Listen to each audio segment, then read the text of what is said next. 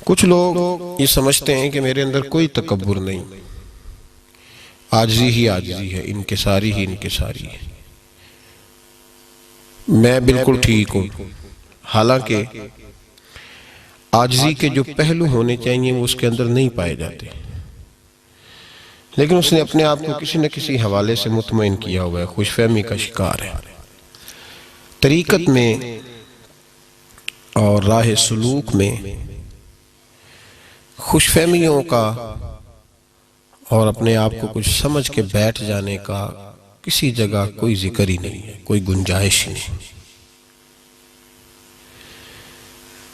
مکمل عبادت کر کے، مکمل پرہیزگاری کر کے، ہر طرح کا تقوی اختیار کر کے بھی اللہ کے بندے کہتے ہیں کہ حق تو یہ ہے کہ حق ادا نہ ہوا، ساری ڈیوٹی کر کے خوش فہمیاں لے ڈوبی ہیں ہمیں۔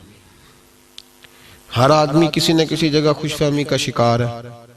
اوہ جی دیکھو جی میں بڑا نیک ہوں، میں پرہیزگار ہوں، میرے اندر بڑا خوف خدا ہے، فلانا بندہ تو اللہ سے ڈرتا ہی نہیں۔ خوف خدا کسی کی تقریر سن کے دو آنسو بہانے کا نام ہے،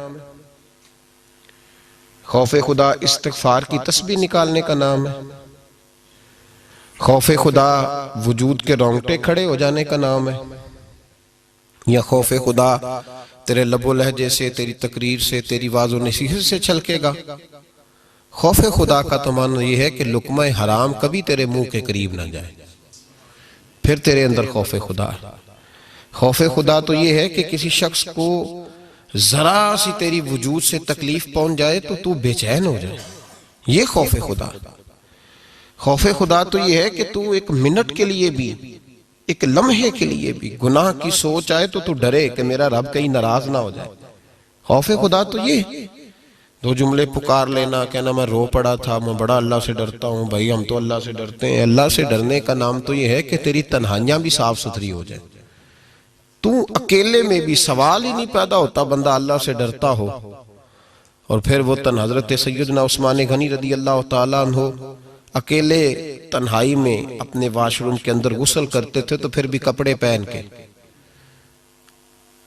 تو ایک شخص نے کہا حضور اندر تو جائز ہے، بہت سارے لوگ بغیر کپڑوں کے غسل کرتے ہیں، تو آپ نہاتے وقت بھی کپڑے استعمال کرتے ہیں؟ تو فرمانے لگے جب میں باہر ہوتا ہوں تو بندوں سے شرماتا ہوں، اندر جاتا ہوں تو رب سے شرم آنے لگتی ہے۔ خوش فہمیاں اور چیز ہوتی ہیں، خوش فہمیاں اور چیز ہوتی ہیں اور حقیقتیں اور چیز ہوتی ہیں۔ کچھ لوگوں کے پاس روپیہ، پیسہ، مال اور دولت ہے تو وہ سمجھتے ہیں کہ میرا بڑا نام ہے، میرا بڑا عروج ہے۔ اپنے آپ کو دولت سے علیحدہ کر کے ایک تنہائی میں کھڑا کر اپنے آپ کو، پھر اپنی قیمت لگا، پھر تجھے پتہ چلے تیری حیثیت معاشرے میں کیا ہے۔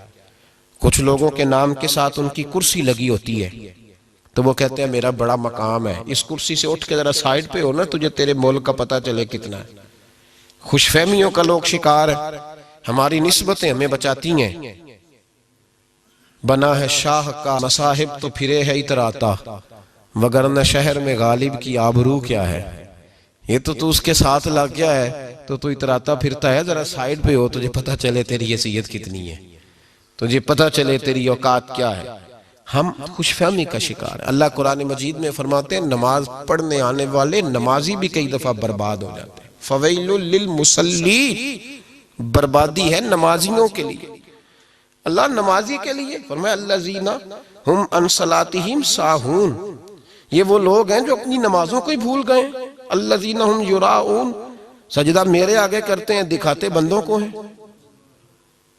فویل للمصلین، ان نمازیوں کے لیے بربادی ہے۔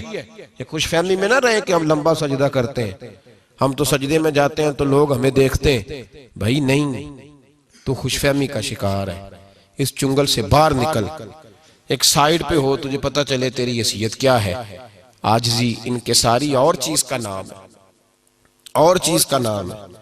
اور تکبر اور غرور میں مبتلا رہنا اور خوش فہمیوں کے جنگل میں اپنے آپ کو مسافر رکھنا اور کہنا میری بڑی بات ہے۔ نبی پاک صلی اللہ علیہ وسلم سے جو کچھ روایات مروی ہیں اس میں ایک روایت ایسی بھی ملتی ہے کہ قیامت کے دن ایک شخص کو کھڑا کیا جائے گا جس نے 500 سال جنگل میں بیٹھ کے اللہ کی عبادت کی۔ 5 سال نہیں کہے میں نے، 500 سال۔ تو صبح قیامت رب کریم فرمائے گا فرشتوں اسے میرے کرم سے جنت میں لے جاؤ. تو بندہ عرض کرے گا مولا میں نے عبادت ہی بڑی کی ہے, 500 سال تو میں لگا رہا ہوں, ابھی بھی کرم ہے. فرمایا ہاں تو میرے کرم سے ہی جائے گا. جنگل میں عبادت کا مطلب سمجھتے ہیں آپ؟ یعنی اس نے گھر نہیں بنایا, شادی نہیں کی, اس طرح کی عبادت نہیں کہ ساری دنیا داری کر کے نماز پڑھنا, وہ والی نہیں. یعنی 500 سال عبادت کی جنگل میں, دنیا سے کٹ کے کی, لوگوں سے علیحدہ ہو کے کی. اس نے گھر نہیں بنایا, بچے نہیں پیدا کیے, اس نے دنیا داری نہیں کی, کچھ نہیں کمایا, صرف عبادت میں رہا 500 سال. رب کریم نے فرمایا میرے فضل سے جنت دے دو. کہنے لگا اللہ میں نے تو زندگی کی کوئی خوشی نبھائی نہیں, دنیا داری کا کوئی ذائقہ میں نے چکھا ہی نہیں, اور ابھی بھی فضل سے ہی جنت. اللہ فرمائے گا چلو تجھے تیرے عمل سے دے دیتے ہیں. فرمایا اس کی 500 سال کی عبادت رکھو ترازو کے ایک پلڑے میں, اور میں نے اسے جو 2 آنکھوں کی نعمت دی ہے اس میں سے 1 آنکھ کی نعمت رکھو ترازو کے دوسرے پلڑے میں. اب تولو کہ میری 1 نعمت کا بھی شکر ادا کیا کہ نہیں کیا. اب جب وہ 2 نعمتیں تلنے لگیں تو 500 سال کی عبادت ایک طرف رہ گئی. 2 آنکھوں نہیں, 1 آنکھ کی نعمت کا اجر ایک طرف رہ گیا. تو رب کریم نے فرمایا 500 سال میں تو میری 1 نعمت کا شکر ادا نہیں کر سکا, تو عبادت تو آگے کی بات تھی. پکڑو اب اس کو اور میرے عدل سے جہنم میں داخل کر دو. اٹھاؤ تو رو پڑا, کہنے لگا خدایا معاف کر دے, تو مجھے اپنے فضل سے ہی جنت عطا فرما. اسی لیے تو میاں صاحب نے کہا تھا عدل کریں تے تھر تھر کمبن, معمولی والا راشا نہیں, تھر تھر کمبن اٹھیاں شانہ. بہت سارے میری طرح کے جبہ و دستار میں لوگ ہیں, ڈر آتا ہے کہ پتہ نہیں صبح قیامت پردے کھلیں گے تو بیچ میں سے کیا نکلے گا. عدل کریں تے تھر تھر کمبن اچیاں شانہ والے, تجھے فضل کریں تے بخش جاون میرے جے منہ کالے. بھائی خوش فہمی کے چنگل سے باہر آئیں.